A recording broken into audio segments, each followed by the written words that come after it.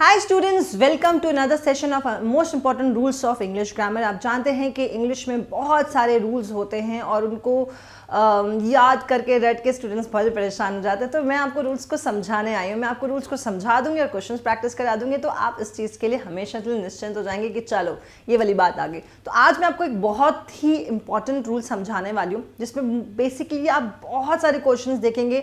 चाहे आपका कोई भी एग्जाम, आपका सिंपल से सिंपल एग्जाम रहा हो या आपका डिफिकल्ट एग्जाम लो, ये वाला रूल जो है आपके हर एग्जाम में प्रेवलेंट है, हर एग्जाम में देखने को मिलता है। तो let's start this session guys. तो आज का जो हमारा रूल है, subject don't always come before verbs in question. जरूरी नहीं होता कि सब्जेक्ट हमेशा क्वेश्चन में सबसे पहले ही हो। Make sure you accurately identify the subject before deciding on the proper verb from to form. देखो गाइस, क्या होता है कि हम लोग सोचते हैं कि सब्जेक्ट पहले लिखा होगा और उसको देख के हम वर्ब लगा देते हैं, राइट? यही होता है। मगर हर बार ऐसा नहीं होता कि सब्जेक्ट आपके सेंटेंस में एकदम स्टार्टिंग में हो। एग्जाम्पल मैं आपको दिखाती हूँ कैसे, मैं क्या कहना चाहती हूँ। देखो, where are the pieces of this puzzle. Where are the pieces of this puzzle में अगर आप देखेंगे तो वेयर आपका है, ये वर्ब है, वर्ब के पहले वेयर है। तो क्या वेयर मेरा सब्जेक्ट है? नहीं, वेयर मेरा सब्जेक्ट नहीं है, है ना।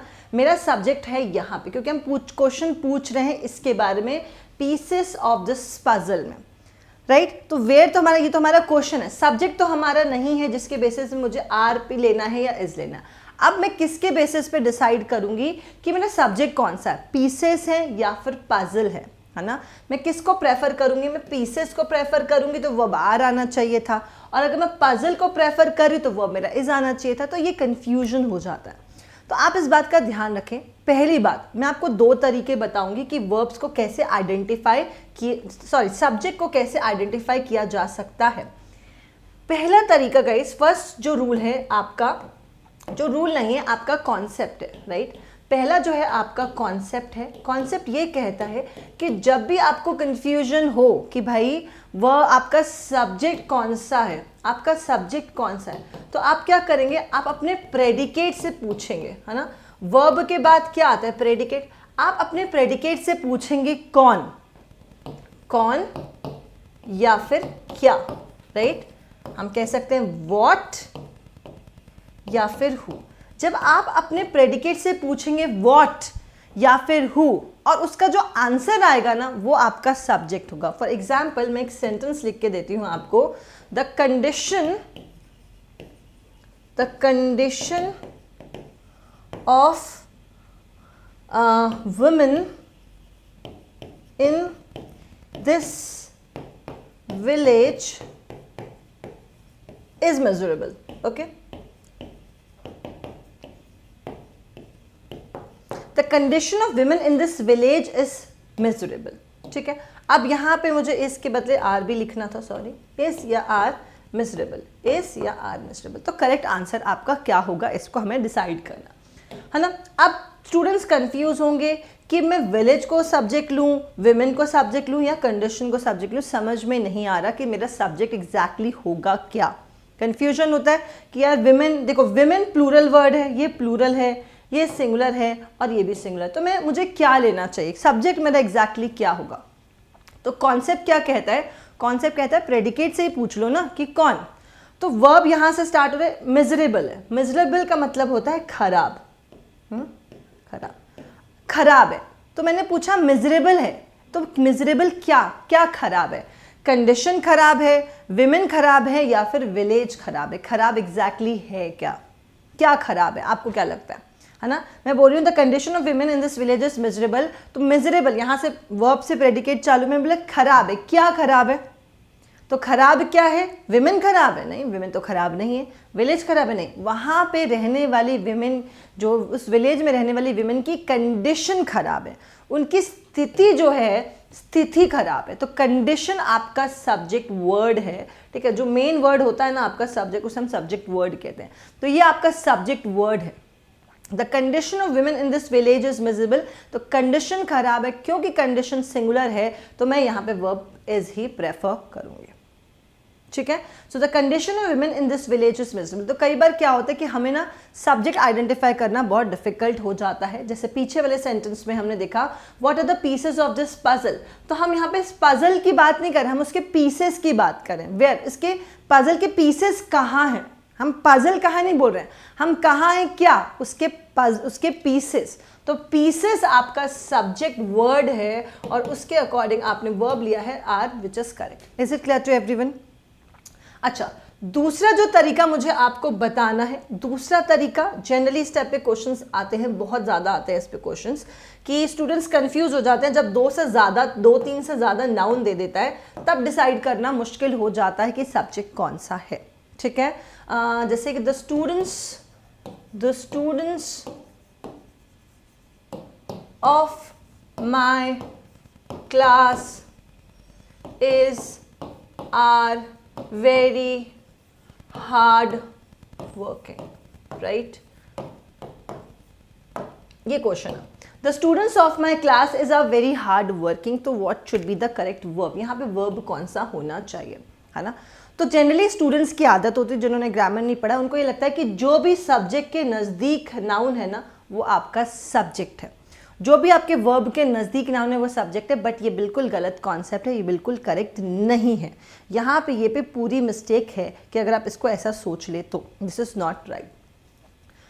तो मैंने आपको दो तरीके, पहला तरीका ये बताया कि आप प्रेडिकेट से पूछ लो हार्ड वर्किंग कौन है, स्टूडेंट्स हैं या फिर माई क्लास है। हार्ड वर्किंग कौन है, हार्ड वर्किंग कौन है, स्टूडेंट्स। तो स्टूडेंट्स आपका सब्जेक्ट वर्ड है और सब्जेक्ट वर्ड प्लूरल है, इसलिए आप वर्ब लगाएंगे आर। ठीक है, इसका एक और रूल जो है, आपने इसको रूल्स को बुक्स में अगर देखा होगा, नहीं देखा तो मैं आपको एक्सप्लेन कर देती हूँ कि एक बात ध्यान रखना कि जब भी हम प्रेपोजिशन से दो नाउन को जोड़ते हैं, नाउन या प्रोनाउन को, ठीक है, जब हम प्रेपोजिशन से दो नाउन को जोड़ते हैं तो एक बात आप हमेशा याद रखिएगा, आगे आपको मैं रूल्स की सीरीज लेकर आ रही हूँ तो बहुत सी चीज़ें पढ़ाऊंगी। प्रेपोजिशन के बाद आने वाला नाउन जो होता है वो हमेशा ऑब्जेक्ट होता है। प्रेपोजिशन के बाद आने वाला नाउन जो होता है ऑब्जेक्ट होता है, और सेंटेंस में वर्ब ऑब्जेक्ट के अकॉर्डिंग नहीं लिया जाता है। सेंटेंस में वर्ब लिया जाता है किसके अकॉर्डिंग, सब्जेक्ट में। तो ध्यान रखना कि प्रेपोजिशन के बाद वाला, अगर हमने दो नाउन को प्रेपोजिशन से जोड़ रखा है तो बाद वाला नाउन आपका ऑब्जेक्ट है, जिसके अकॉर्डिंग आप वर्ब नहीं लेते, आप सब्जेक्ट के अकॉर्डिंग वर्ब लेते हैं। तो अगर मैं इस सेंटेंस पे देखूं तो the students of my class, यहाँ पे ऑफ प्रेपोजिशन है ना, ये प्रेपोजिशन है, माय क्लास ऑब्जेक्ट है और प्रेपोजिशन के पहले वाला सब्जेक्ट है। तो सब्जेक्ट स्टूडेंट्स है तो आप वर्ब लेंगे आर। ठीक है, स्टूडेंट्स आपका सब्जेक्ट है तो आप वर्ब लेंगे आर। आई होप ये बात आपको अच्छे से समझ में आ गई होगी। तो आपको सब्जेक्ट आइडेंटिफाई करने के लिए मैंने दो तरीके बताए, एक तो आप प्रेडिकेट से पूछ लो भैया क्या, ठीक है, और अगर कंफ्यूजन हो, है ना, तो आप देखो कि अगर दो तीन नाउन है तो प्रेपोजिशन से जुड़ा हुआ है तो प्रेपोजिशन के बाद वाला नहीं आएगा क्योंकि वो ऑब्जेक्ट है, प्रेपोजिशन के पहले वाला मेरा सब्जेक्ट हो सकता है। ठीक है, चलो जैसे यहाँ पे देखो, the study of languages and science is very important for your study.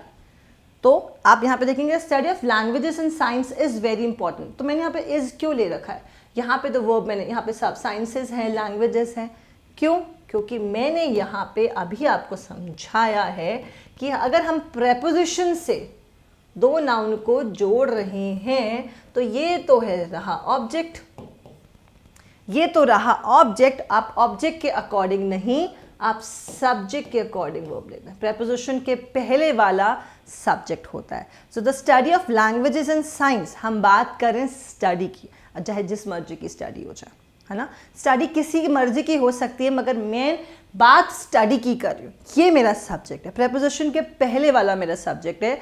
So study singular है, इसलिए वर्ब आपका यहाँ पे इसलिए है। The study of languages and science is very important for your study. Is it clear guys? I hope आपको ये बात समझ में आ गई होगी।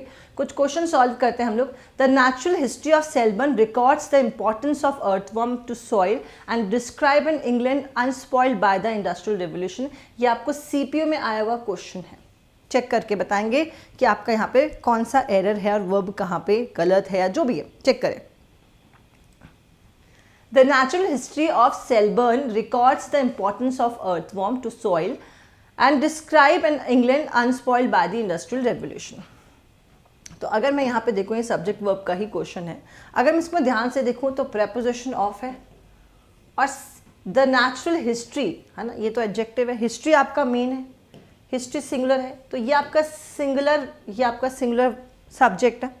तो आप अब आगे इसके अकॉर्डिंग जो भी वर्ब लेंगे वो सिंगुलर होगा। तो नेचुरल हिस्ट्री रिकॉर्ड्स, ये रिकॉर्ड करती है, एस वाले वर्ब सिंगुलर होते हैं, तो ये सिंगुलर वर्ब, ध्यान रखना। नाउन में हम एस लगा के प्लूरल कर देते हैं, वर्ब में एस लगा के सिंगुलर करते हैं। तो रिकॉर्ड्स, ये तो ठीक है, records the importance of earthworm to soil and describe, और डिस्क्राइब करता है, ये भी तो वर्ब मैंने इस सब्जेक्ट के लिए लिया है, हिस्ट्री के लिए, राइट। तो यहाँ पे होना चाहिए था describes, and describes in England unspoiled by the industrial revolution. तो बड़े बड़े क्वेश्चंस और सिंपल कॉन्सेप्ट्स, राइट, बड़े बड़े क्वेश्चन और सिंपल कॉन्सेप्ट। तो करेक्ट आपका यहाँ पे होना चाहिए था डिस्क्राइब्स। Is it clear? चले, तो गाइज आई होप आपको सेशन अच्छा लगा होगा। सेशन पसंद आए तो लाइक शेयर सब्सक्राइब एंड अपने फ्रेंड्स को ज़रूर इन्फॉर्म करा करें कि ये सेशंस को बिल्कुल मिस नहीं करें, क्योंकि पूरी इंग्लिश आपको आराम से सिखा दी जाएगी, आपको पता भी नहीं चलेगा। ठीक है, फॉलो कर सकते हैं आप चैनल को, और जो भी डाउट कन्फ्यूजन है आप मेंशन कर सकते हैं कमेंट में। Thank you so much guys, bye, take care.